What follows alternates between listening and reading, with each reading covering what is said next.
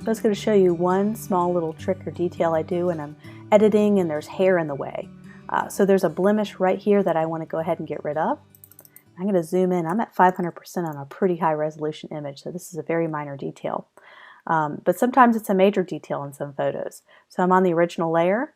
I'm going to take a nearby skin sample, as small as I can get away with, so maybe right there.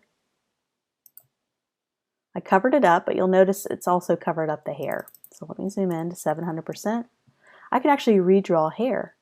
I'm going to go ahead and take my eyedropper tool, sample some hair, create a new layer. I'm going to take our brush tool and make it the smallest I can get away with, maybe 3 pixels, maybe even 1. And I can actually go back and literally paint the hair in. Make sure I have a new layer. And let me make sure I sample the right color here. So let's say right about there, or maybe here. And I can, if you have a Wacom tablet, that's even better. You can just use your Wacom tablet and paint it back in. So it looks like we never covered it up. We can reduce the opacity, make it slightly translucent, and there you go. That was before, look at the blemish, and then after.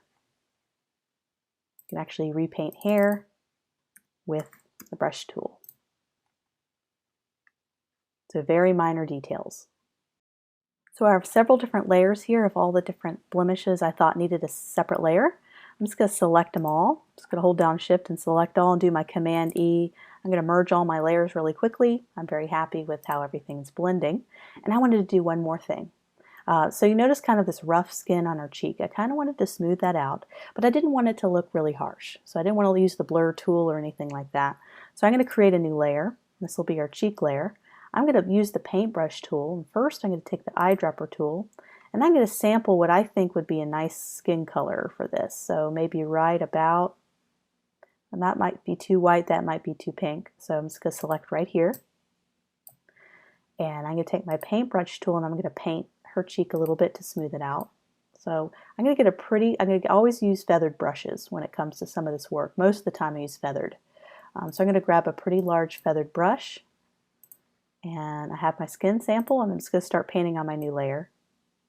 And this seems really dramatic, but we're going to definitely erase some of it.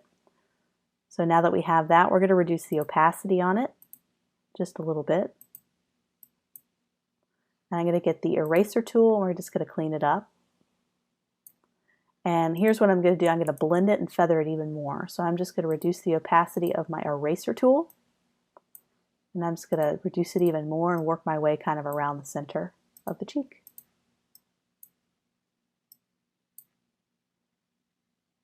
And I probably need to erase a little bit here. Very little bit. I'm only at 15% opacity for the eraser tool. So very little. I'm going to reduce the opacity just a little more. So I'm going to go ahead and toggle my layer. This is the layer I just painted. That's before, that's after. And I wonder if I need to maybe darken it just a tad to kind of match the skin so it doesn't look like it's a big white. So there's our layer. It's very subtle. And what's great about having a separate layer is I can increase the opacity of that layer till I get the desired effect I want. And then I can go back and darken the skin, make it not look so powdery or white, like that. Increase the contrast maybe. Ooh, yeah, I like a little bit more pink in there. So now if we zoom out, we can toggle, see if we like the change. I think it needs more shadows, so I'm just going to select our layer and get our eraser tool. I go around a little bit. Maybe keep adjusting that brightness contrast just a little bit till we kind of get where we want.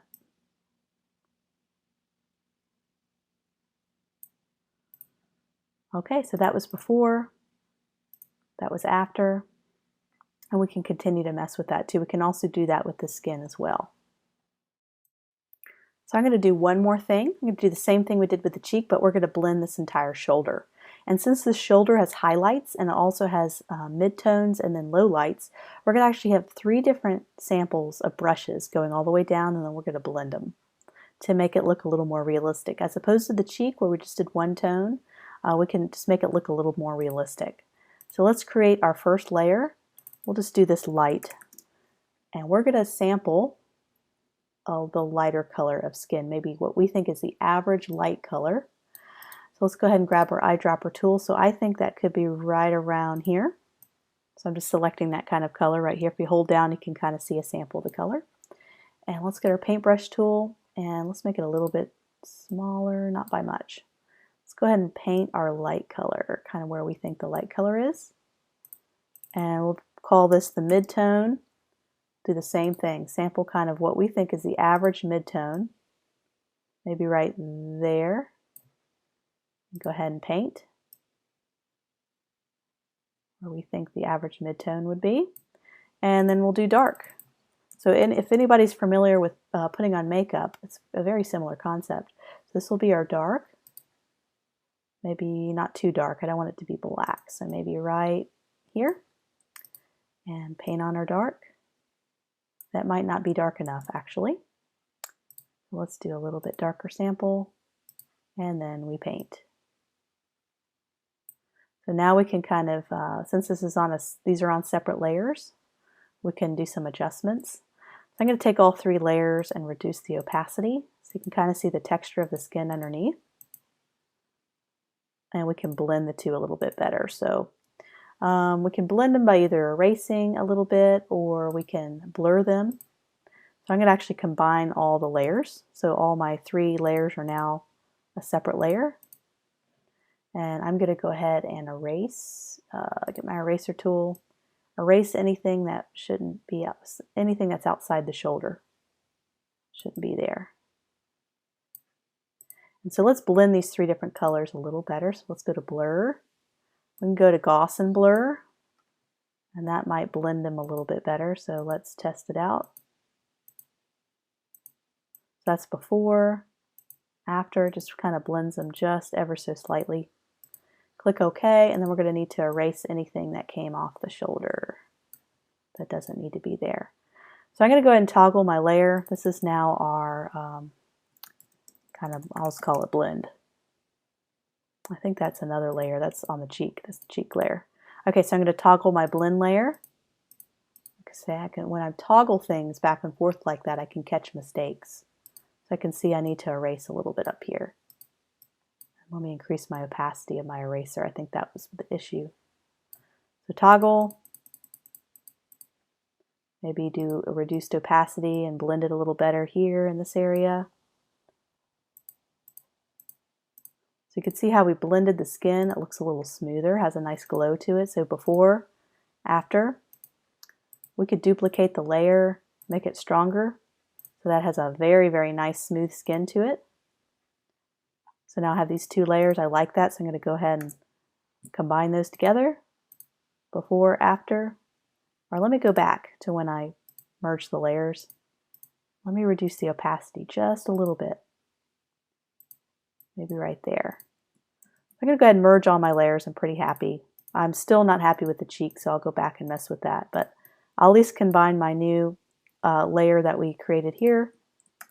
So anyone who's familiar with makeup, same concept. We kind of draw it in different shades, blend it, erase anything on the outside, and you can create something that's pretty cool. So we'll go back and toggle our before. So this is our woman before. Still beautiful. But we kind of put a little bit more smoothness, took out some of the imperfections. And I'm really happy with the shoulder. I would probably go back and do the same thing I did with the shoulder with the cheek. Maybe add some shadows and blend those 2 instead of just doing one solid color on the cheek. I think that would blend a little bit better. But there you go.